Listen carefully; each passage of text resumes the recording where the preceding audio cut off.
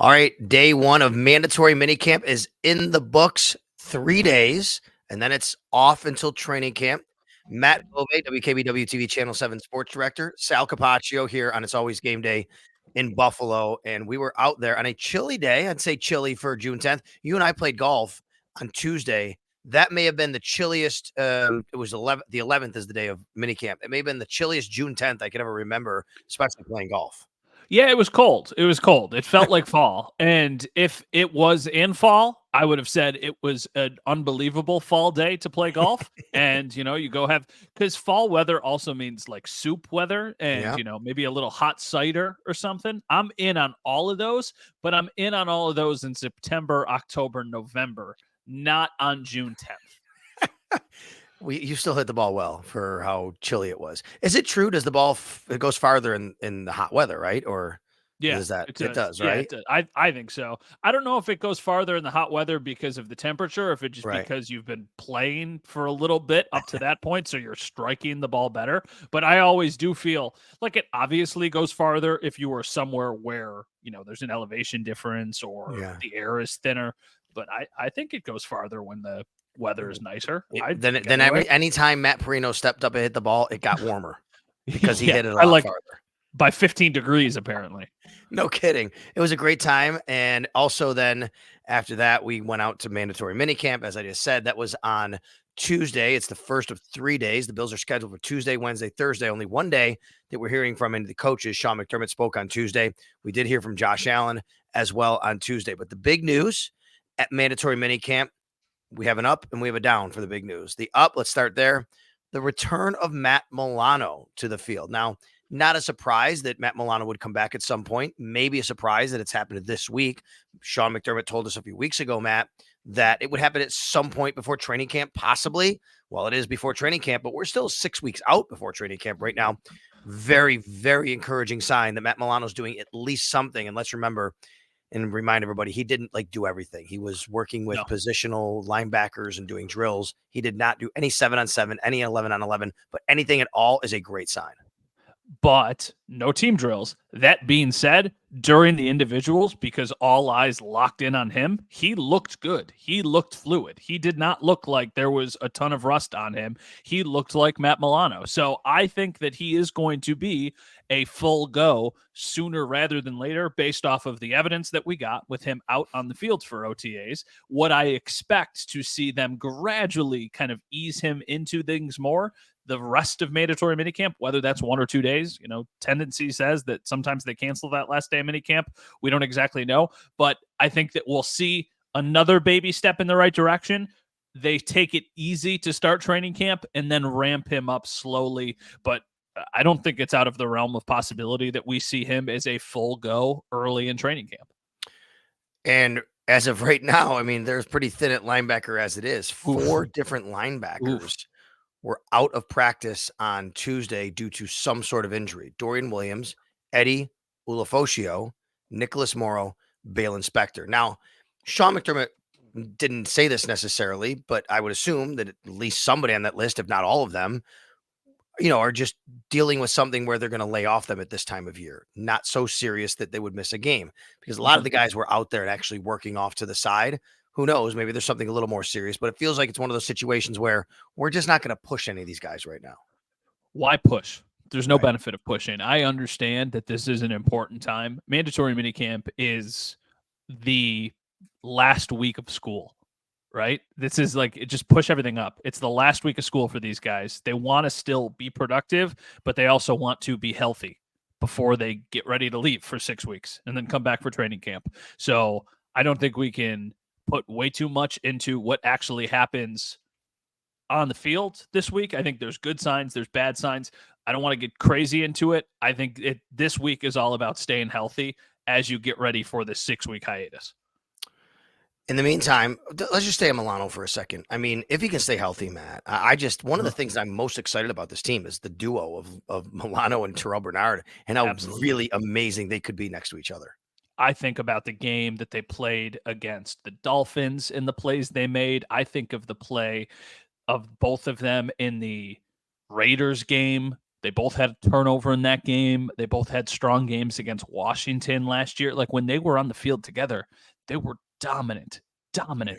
So it makes me think that if they can stay healthy, the Bills might be onto something. The thing that is so impressive, Matt Milano has always made splash plays. That has been the reason why he has been arguably their best defensive player over the course of his career. Tremaine Edmonds didn't. Terrell Bernard does. So now if you get two of those guys who can make those plays next to each other, it's unrealistic to think that Bernard can do them at the clip that Milano did. But what if he does it twice as much as Edmonds did, which I don't think is unrealistic? That's a scary combination for the Bills to kind of have their defense built around because they are still both pretty young players. Obviously, Bernard's a very young player. Milano's not that old.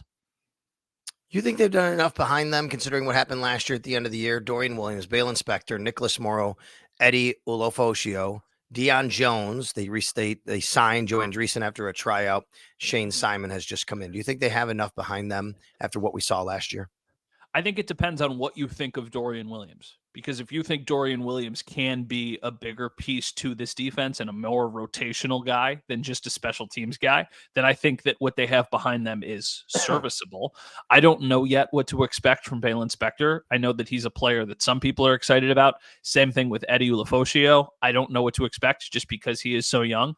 I just don't think at this point last year, we were speaking incredibly highly of Terrell Bernard. And then look what happened. So what if there's not a similar arc, but what if there's more to Dorian Williams' game than we see at face value?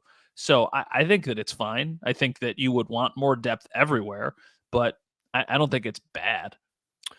Dorian Williams is a see ball, get ball kind of guy, right? I mean, last year he just played like his hair was on fire a little bit too much sometimes, where he got kind of caught out of position. The coaches know that. They've seen that. They're going to have to kind of rein him in a little bit, but it's also a coach's job to maybe put him in position to be able to do that, right? So maybe this year we'll see okay, you know what? You're going to be able to do that. Let's put him in position and he won't have to be put in a box, so to speak. And I wonder if that's what the plan is. As far as Bale Inspector, I just keep thinking about the fact that this guy started against the Steelers and he was the first guy, but it wasn't Dorian Williams. It was Bale Inspector who started. Mm-hmm. He got hurt early in that game. He misses the Kansas City game. We talk a lot about the guys that were missing, of course, Milano and Bernard. But without Bale Inspector, that's a big reason why A.J. Klein was out there chasing around Travis Kelce. You say a lot of people are high on him. I think the team is high on him, higher than I thought they were at the end of last year by proving that he was starting, and he was a player I think that they were really putting in a position that they felt he could make plays. Yeah, Bale Inspector was not a highly drafted player. It's right. Not like he was somebody who had to make the team. He was a 7th-round pick, and he hung around for 2 years in a row. So they clearly think something of him. I still don't exactly know what his ceiling is. Right. Is he a depth piece and a good special teams player, or is he somebody who can actually get snaps on defense for this team, depending on the different packages that they're going in? But you look at the depth chart on linebacker right now, obviously Milano and Bernard are the top two guys, but Deion Jones has been a good player in this league. Nicholas Morrow has been at least a somewhat productive player in this league. He had over 100 tackles 2 years ago, Nicholas Morrow. Yeah. So it's just like you look at kind of those four guys and then give the tie to Eddie Ulofoshio because of his age and because of where they drafted him. I don't know. I mean, right now I'm not anticipating that Bale Inspector is on this team, but they clearly like him more than I think they do. It's going to be an interesting camp battle in July. I mean, they're not doing that right now. They're just kind of getting everything down, base defense. Hey, it gives a guy like Joe Andreessen, the local guy, a chance to play actually a little bit, which we saw him playing in the team drills, 11 on 11, 7 on 7, because obviously with all these injuries. All right, well, while there was really good news at the linebacker position with Matt Milano, there was not so good news as well at Tuesday's practice. So they finish individual drills. And then probably within 5 minutes or so, they're doing some 11 on 11 and they're doing some 7 on 7. During one of the 7 on 7 portions, I'm allowed to say all this, right? These aren't like rules against this. This is all reportable stuff. As long as you don't say who's starting and where the details of every route run. There's a lot of rules that we follow when we cover the team. So during the 7 on 7 portion of the practice, Khalil Shakir goes up, falls hard, slow to get up. Trainers immediately rush over to him, slow to get to the sideline, hangs out on the sideline for a little bit, then eventually walks off the field into the field house, presumably back into the locker room, probably getting things checked out. Up to this point, that is all we know. That Khalil Shakir left practice with what I think we could safely say was a lower body injury.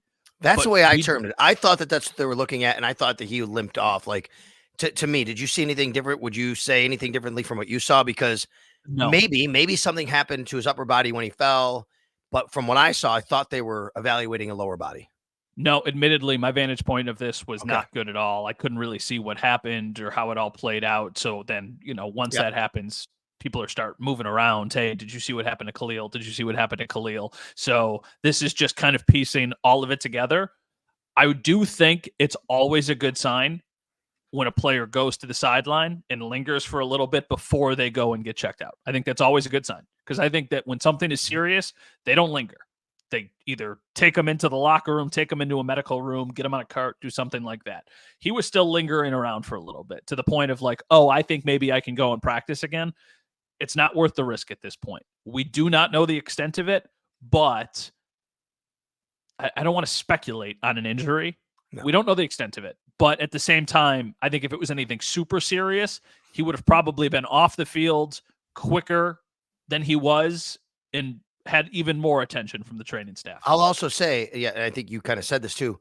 He wasn't escorted by trainers into the training facility, into the field house. He went on his own. And that's also, to me, an optimistic sign. So hopefully Khalil Shakir is okay. We'll find out more on Wednesday. Maybe he doesn't even practice the rest of the week, and that's okay. What do we just say? Lay off him, right? Like, don't rush anything. So that said, that kind of leaves you even a little bit more thin, but also opportunity for guys at the wide receiver spot. I thought once again, Chase Claypool involved. Now today in the passing game, I'm also going to tell you, I didn't think Josh Allen was that great in 11 on 11. I thought he was very good in 7 on 7. I didn't think he was that great in 11 on 11. Mitch Trubisky was the guy hitting Chase Claypool a lot from what I saw.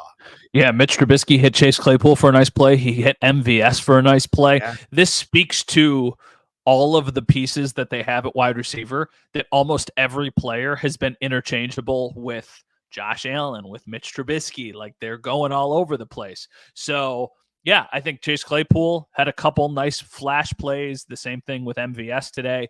There was one down the sideline that I don't know if it was a little bit of a poorly thrown ball or if MVS should have caught it from Josh. And same thing with Keon Coleman. I think Keon Coleman just looks smoother and quicker than maybe I anticipated. Long way to go. Look, listen, not even in pads yet. Long way to go. Everybody looks a little bit smooth and fast and with no pads on. But good steps in the right direction.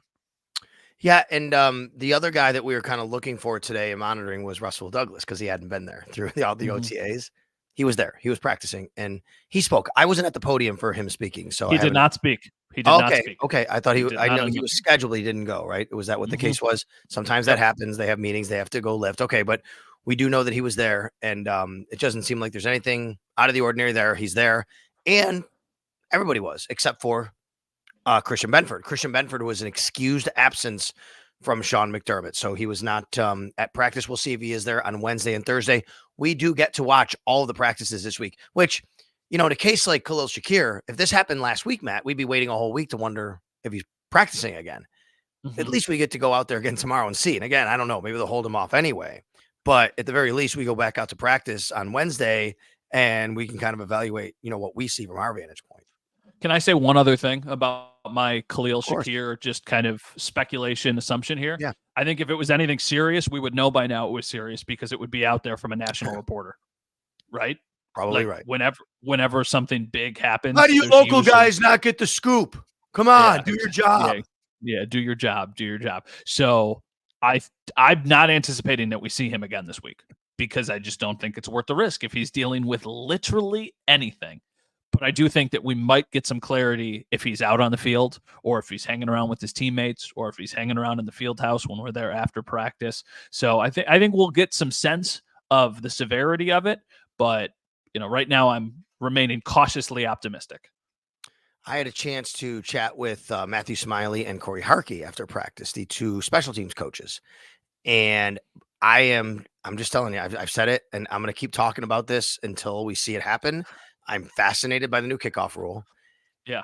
And even more so, I've said this, I've thought it, and I'm even more so after talking with them, Matt, that no one knows what's freaking going to happen with this thing, and everyone's trying to figure it out, and it's going to be wild.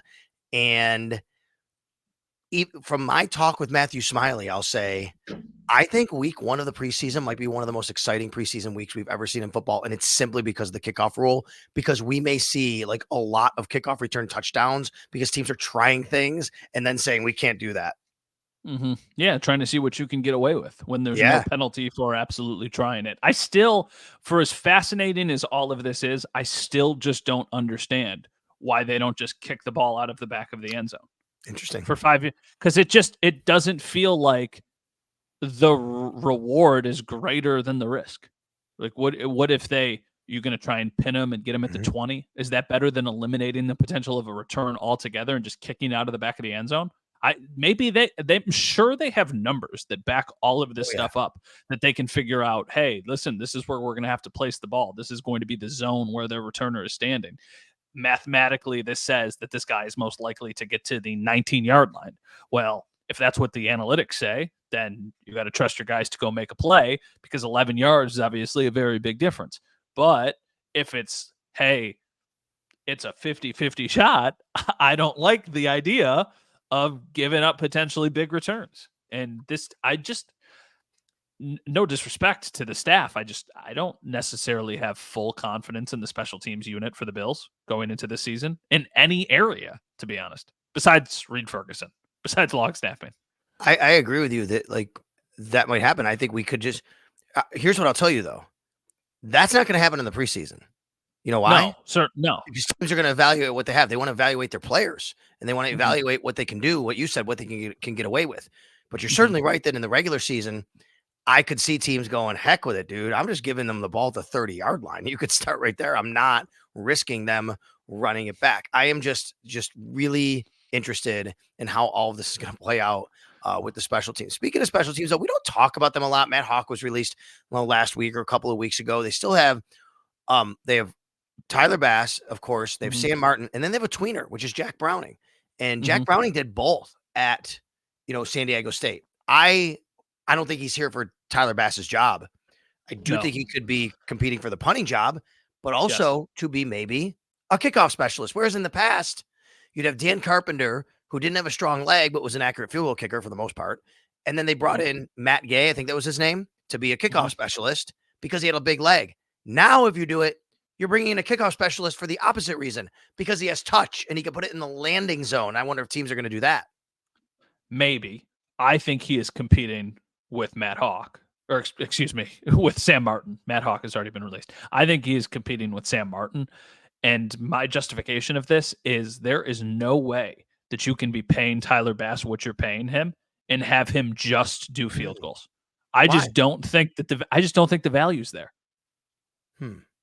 Right? If he's a great field goal kicker, you can. I don't think that factors to me whatsoever. I'm paying him to kick field goals. Let me ask you this though. Here's why. You paid him before this rule was even enacted. So what's the difference? Well, let me ask you this though. Is he a great field goal kicker? Oh, I don't know. I'm saying you're paying him to be one, but the reason why, if you can justify paying him just to kick field goals if he's going to be really good at kicking field goals. You can't justify paying him what you're paying him if he has another season like he did last year. Understandably so. I'm just saying, unless Browning is incredible or something like that, for as weird as their roster is constructed this season, I have a really hard time in my head saying that they should be keeping Jake Browning over Jack Browning. I'm only correcting you because Jake Browning's an actual quarterback in the NFL that plays for the Bengals. Jack Browning. You cannot keep Jack Browning over Chase Claypool or over Quentin Morris. You know what I mean? Or like, could you do it over a final linebacker on Balin Spector? Right. What's more valuable? You don't have the luxury of having a couple spots that are up for grabs. It's really competitive, the roster, and this year maybe more than ever, not from a top to bottom talent standpoint, but from a you're going to need these guys to contribute in some way, shape, or form. All 53 that make the roster. And just to get to the point, you know what Tyler Bass finished last year at? Like his total What do you mean? field goals attempted, field goals made? Well, his percentage was like 82%. It was 84.5%. Made 32, attempted 43. So, yeah. Well, 84% isn't great. He needs to be above that. He was his best year was 90%, maybe something in there. Where was his best year? If you go back to his best year, I'm going to guess. I think it was about 89, 90%. His best year was 87.5. That was his second. Okay. That was his second year in the league. Oh, you were right. It was 83% last year. Okay. Was his total percentage.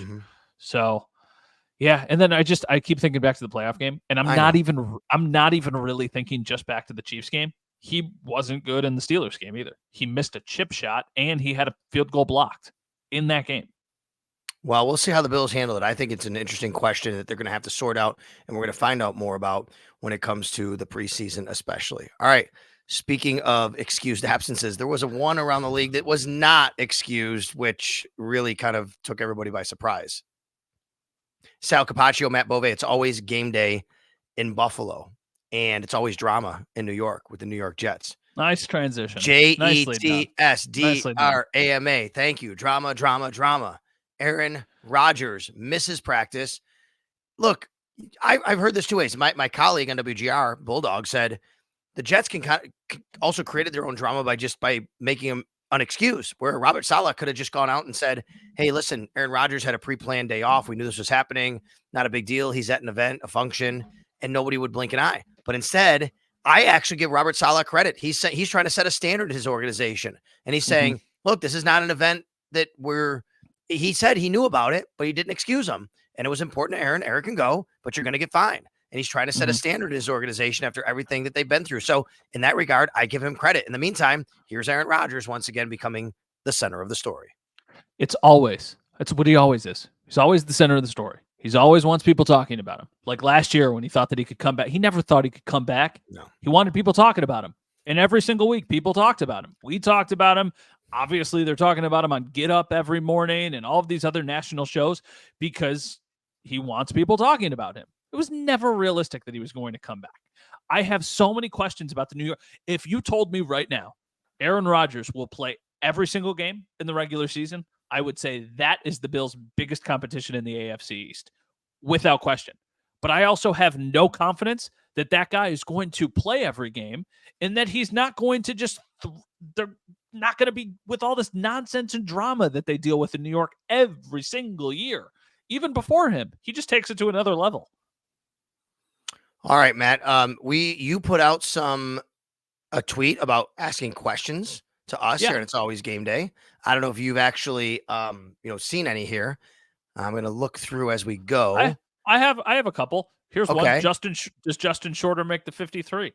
It's kind of interesting based off of what the conversation we just had was. I don't think Coleman, Shakir, Hollins. No, I think right now he's 7th behind because I'm going to put MVS and Chase Claypool ahead of him right now. I agree. I don't think that he makes the roster. I don't know if he could have an amazing season or amazing training camp and then certainly make a case to make the roster. But I don't know. Is the upside of Justin Shorter greater than the upside of Chase Claypool on your team? I don't know the answer to that. But so far, I would definitely lean Claypool. Chris Raymond tweets in. Thank you very much. At Matt_Bove at Sal Sports. On a recent pod, you said you're going to Seattle for that game. I'm planning on going as well. He's never been. He said, I can't remember if you or Sal said you've been there before. We both did, Chris. If so, any tips on restaurants or places of interest traveling from Jersey? Yes, we do have a tip. Go to the market, catch a fish. Yes. Well, I don't think, can anybody catch a fish? I don't think anybody can catch a fish. Ooh, I think they just randomly do it sometimes. Oh, do they? I think they randomly did it when I was there. Yes. I didn't catch one, but I filmed them throwing it to people. I did catch one. Because you're in the media and you had a camera, right? Yeah, we had to set it up with them ahead of time, and they were super gracious. I would say the market was incredible. The Space Needle was amazing. Yeah. I will try and find, we had some unbelievable chicken and waffles of all things in Seattle that were super good. And there was also a burger chain in Seattle, like a local burger chain that was very good. Let me see if I can look this up really quick. We really enjoyed that. There's also, it's called Dick's Drive-In. That's what it's called. Dick's Drive-In. It was Okay. very good. We went and checked it out, and it was really, really like worth it. How about this one? This is we could do a full show on this, but our guy Anthony Marino tweets in, what is your favorite sports movie? Like this is the middle of summer sports talk radio content question, right? Yeah. I mean, that's what you do when you're middle of summer on the Extra Point show, and I'm sitting there going, I watched a good movie last night. What's your favorite sports movie? Give me a call. That's how we fill 2 hours, right? That's how you do it during the middle and when it's the dead season. So maybe we can put a twist on it. Is there a sports movie? Maybe I'll say it this way to you. Instead of your favorite, you can answer your favorite. Is there a sports movie that you really like that maybe a lot of other people either don't or don't know about or under the radar, anything like that? That's a really good question. I really like how you spun that. My favorite sports movie is Miracle, and it's not even close. But to your question, it's Angels in the Outfield. I watched Angels in the Outfield, Space Jam, and D2 Mighty Ducks on a rotation every single day for years when I was a kid. Every single day. I think Angels in the Outfield is such a good movie. I think Mighty Ducks and Space Jam, obviously people talk about. I think Angels in the Outfield is such a good sports movie, and especially for that genre of younger sports fan, kid sports movie. Okay. How about you? I'm going to go with, I have a movie. That's why it came to my mind. I'm like, I really like this movie, but a lot of people don't love it as much because you'll say it's not really a baseball movie. It's not a sports movie. It's a love story, which it is, but it is a baseball movie. It's For Love of the Game with Kevin Costner. I love that movie. Have you ever seen it? No. Okay. I've never the seen story, it. The storyline is, I'm not going to give it away, but you and your wife would love it, I think, together. See, that's why I think it's a great movie. My wife and I watched it when we were younger, and it's just a younger couple. You love sports. This is a good movie for you. Go watch For Love of the Game with Kevin Costner. It is a movie about, he is an older pitcher who's debating retiring, and he's got like one start left that year. It's his last season, maybe. He hasn't decided yet. And he's pitched for the Detroit Tigers. He has like a Hall of Fame career, essentially. And he goes out against the Yankees, and he essentially has a perfect game going. And in between innings, he thinks back to moments of his life and family moments, relationship moments, when he met the girl he's with, the bad times, the good times. And every half inning, these things go through his head as he's sitting on the bench, as he's going through the perfect game. And it ultimately culminates with, will he get the perfect game and what happens? And it's pretty cool. And so it's in the movie, the announcer for the baseball game is Vin Scully, and it's amazing. Oh, that's really sweet. That's really sweet. So Kevin Costner's niche is just baseball movies, basically. So. That's like his thing that he does well. I guess so. I'm not a huge baseball guy. So Angels in the Outfield for me, I loved Rookie of the Year growing up. I love The Natural because of the connection to Buffalo for sure.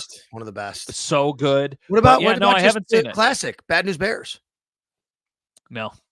What? And no. What? And you know my like scalding hot sports movie take? You're gonna hate this so much. I think that's a scalding hot sports movie take, that you don't like Bad News Bears. What is wrong with you? I don't know. When you don't like Kelly Leak. This is even crazier. Oh my God, go ahead. I think the Sandlot is so overrated. Okay. I could see how someone could say that. You have to have, it depends on, I think, when you watched it, how old you were. I didn't watch it till later in life, and it didn't matter as much to me, but I loved it for my son because he loves it. If you watch it at like Max's age at 10, it's an amazing movie. And when did you first watch it? Exactly. That's why I think I was an adult, so I get it. I was older when I saw it. Yep. I never played Little League. Baseball never was something that interested me. But did you ever play did you ever play at the Sandlot in the backyard like they did in the movie? No, we played hockey or football. Okay. Those were the sports we played growing up. So I had friends who played Little League baseball, and we would go and hang out and watch their games and stuff, but I never really played it. So and that's my thing. If you are somebody who doesn't really play baseball, because the take that I've had on social media that I just get roasted for is that Little Giants is a better kid sports movie than The Sandlot. And people are like, you are out of your mind. And I say, this is because you have a certain relationship with baseball. If you don't have that relationship, I don't think you have that affinity. The same way I feel about Miracle, if you don't love hockey, you probably don't think Miracle is that good. Or you know what a better example of this is? Slapshot. Slapshot is a movie. That's a great example because Miracle is a historical movie. It's about a Yes. historical. It's like I love the movie Titanic. It's about the Titanic, but it's a love story wrapped up in the story of the Titanic. Yes. So Slapshot is probably a pretty good comparison. If you're not romantic about hockey and the history of hockey, you think Slapshot is the dumbest thing ever. And if you're not somebody who's super into baseball, you could have the take that I have that The Sandlot is overrated. Great question, Anthony. I have one more question for you, and we can wrap up if that's good. All right. Well, let's answer. Is it about the Bills? We should answer one more Bills question. My question has nothing to do with the Bills, but you can do whatever you want. Go ahead. I like this question. This is from Andrew. The Buffalo Bills will, to everyone's surprise, have a top 5 blank position group this year. So we could not say quarterback because that would not surprise anybody. But I think any other position would probably be fair game. You think linebacker would be a surprise? To outside of Buffalo, yes. I don't think many people outside of Buffalo, unless they're super dialed into football, know who Terrell Bernard is yet. I mean, that's the easy answer for me. If that's a surprise, that's the answer for me. If you're going to tell me that's not a surprise, I'll go tight ends. I was going to say, is tight end a surprise? Because I think Dalton Kincaid, and because I think Dawson Knox kind of like this guy that's out there and people questioning his contract, which is totally fair. I think he's also going to be a big part of the pass catching group this year. I'll say the one that, not those, I thought tight end first. The one that I think would legitimately be a surprise, cornerback. Yeah, I think thought about it. Will Douglas is really good, and I think Christian Benford is super underrated. I think that both, 100%. because Russell Douglas gets numbers. It's not just, hey, he's steady. Russell Douglas gets picks. So I think that will resonate with people, and Christian Benford can be the steady guy on the other side of the field. Douglas had one of those plays today like he made last year. He didn't intercept it, but he broke on a ball. And I'm like, dude, how did he break on that so early? It was pretty awesome. Like he's fun to watch when he's out there. I like that position, that guess or prediction for you as well. Okay, my last question. You had a great question in the last pod about which way you go when you're going on the interstate, right? You go left, you go right, go 190, 290. Here's one for you. It's another driving question. When you drive and you pull up a map to go somewhere, you pull up your Google Maps, right? You use them, obviously. Yeah, and it says, let's say it's like, I don't know, a 45-minute drive somewhere. You could choose one that's 50 minutes, but it's a much easier interstate route, or 45 minutes, which is much more stop and go, but quicker. Which one are you choosing? That's a good question. I think 5 minute, I think depending on the length of the road trip, I think that the additional time matters. If it was something an hour or less, I would never do anything that ate up more than 5 additional minutes ever. I just wouldn't do that. If it was a really long road trip and it was a difference between a half an hour, 45 minutes, I think I'd always take the more scenic ride, or the ride that might take you through places that you haven't been before. But if it's relatively close, I'm probably just taking the faster one. I think I'm the opposite, actually. If I'm going from Buffalo to New York City, I'm just taking the throughway. I don't care about the scenic route. I want to get there as fast as I can. I don't want to be in the car for 7 hours if I can be in the car for 6.5 hours. I want to get there. However, if I'm going from Buffalo to Clarence and it says, hey, I can take the throughway, but it's going to add an extra 5 minutes, I'm doing it. I don't like stopping. I want to just keep driving and not worry about the stop and go traffic. I think we talked about it a little bit on the last episode, but I always tend to take the 190 because I would rather be driving by the water. But I think I also do that because it's usually pretty marginal. If it is a difference, it's a minute or two. Right. Is there a good, you should take this way instead example from a scenic standpoint in Western New York that we're not thinking of? Yes, for me, absolutely. I think it's faster for me to go from my house on the west side to Amherst and where WGR is, Odyssey Studios, which is near UB in Amherst. I believe it's faster for me to go like Delaware, Maine, go by UB. I always take the 290. I think it's a longer drive, but I never stop. I just keep going. It does bother me when you have to stop and you have to stop a significant amount of times. It really bothers me if I feel like I'm in a rush, even if the timing is the exact same, because I don't feel like I am moving as fast. I have a good example of this. There was an accident on the 290 last year for one of the Bills night games. I don't remember which one it was. Okay. So I got off and tried to like cut through Snyder and go around the 290 and then Mhm. loop on after the traffic. And I was losing my mind. I was like, I think I'd rather just be sitting in Yes. traffic on the 290 than making all of these stops just because I felt rushed.